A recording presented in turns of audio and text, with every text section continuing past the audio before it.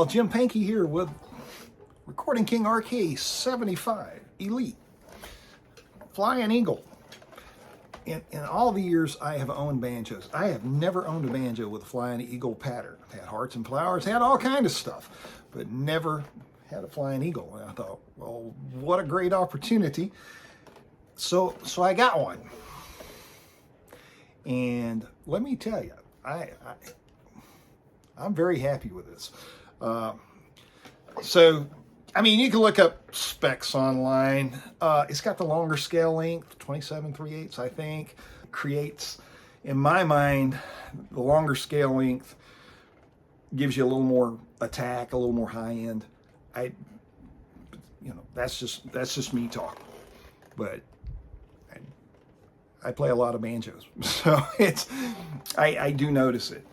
It's mahogany. Ignore the reflections. It's nickel, three ply rim. It's got the it's got standard Recording King hardware. It's got their tone ring, which is one of the absolute best tone rings on the market. I know folks that are buying those rings when they can find them, and they're putting them in other banjos. It's a great tone ring. It's quality stuff, y'all. As I look at this thing, I'm really not initially seeing any places where they cut corners to hit a price point. Now, mind you, this banjo, I think street price on it now is like $17.99, $1,800, give or take. And you might find a better deal than that. You might find it a little more than that. Depends on if it comes with a case. All the things, your shipping and all of that. But I think street price right now is something like $1,800.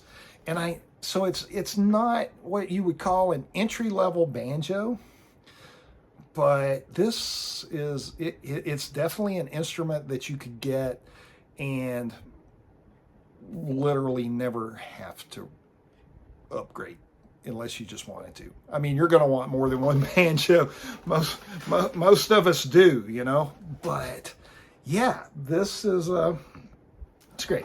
Got beautiful inlay, and I mean, it's not just your run-of-the-mill Flying Eagle. It's really a lot nicer Flying Eagle pattern than you're used to seeing. There's the headstock.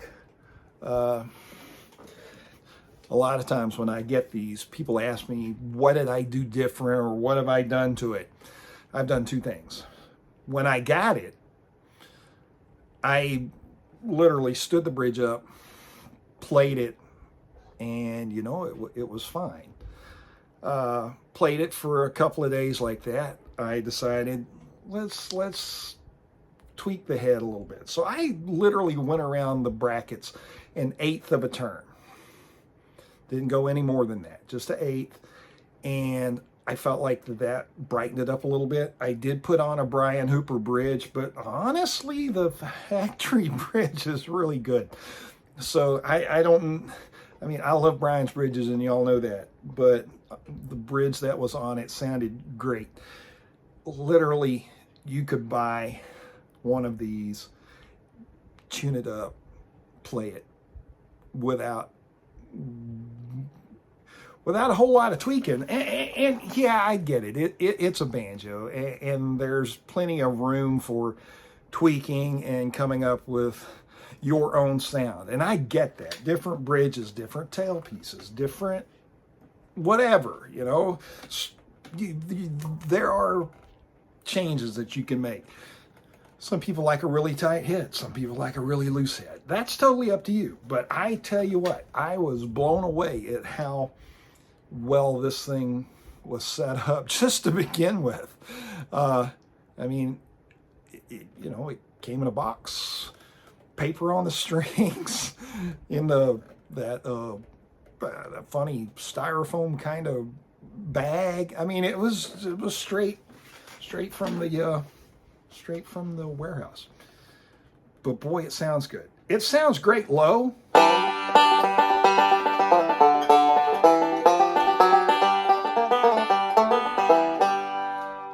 neck is good too.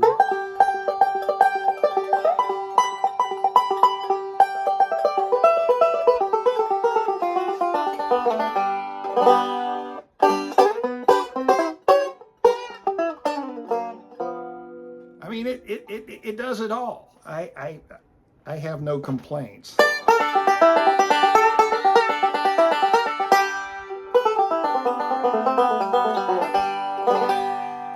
So if you're in the market, let's say that you had spent for,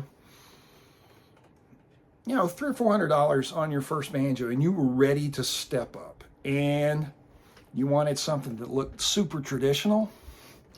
This is a good target. I honestly, I don't think there's anything else on the market that even comes close. Legit, seriously. $1,800. You have a pro level banjo that you will see me playing on shows. You're going to see it in some videos coming up, and I'm digging it. So, hey, take it from me. Yeah, and I know, you know, oh, Jim, he's Recording King guy, he's sellout, but I'm not. Lord, I've got banjos I can play that are not Recording Kings. I love them.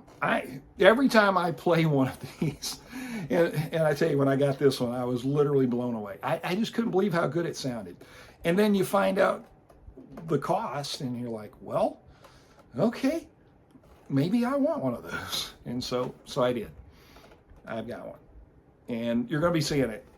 If you got any questions, feel free to leave them. You can look up the specs online.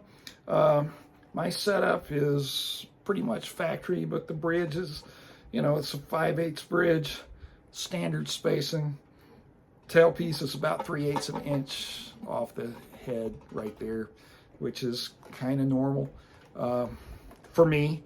Head tension, I don't know.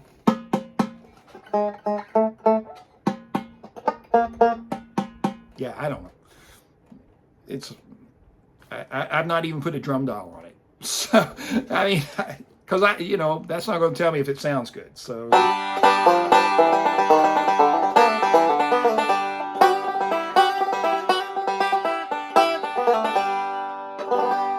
Recording King, RK75 Elite.